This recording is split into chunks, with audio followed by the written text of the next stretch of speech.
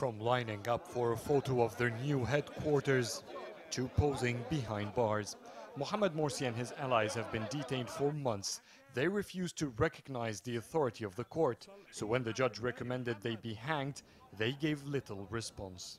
They keep on smiling and chanting as if nothing is going on. They did what they always do in all trials.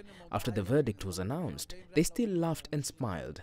Despite that, they could get the death penalty, but they don't really care about all of these trials. Morsi's been in jail since he was overthrown in July 2013. He's been charged with a variety of offenses, several of which could end in a death penalty. This case was for a mass jailbreak in which police were killed. The defendants also were convicted on espionage charges for conspiring with Hamas and Hezbollah to help in the escape.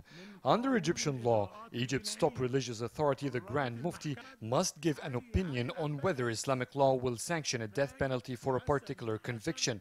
The judge does not have to follow his advice. The court is expected to make a final ruling on June 2nd. Ahead of that, defense lawyers were saying little. It's too early to comment. We must wait for June 2nd to see what the verdict will be. Today, the judge announced a decision, not a verdict. After the verdict is out, then we'll have a better understanding of what's going on. Announcing the death recommendations made the judge delay the entire verdict to June 2nd.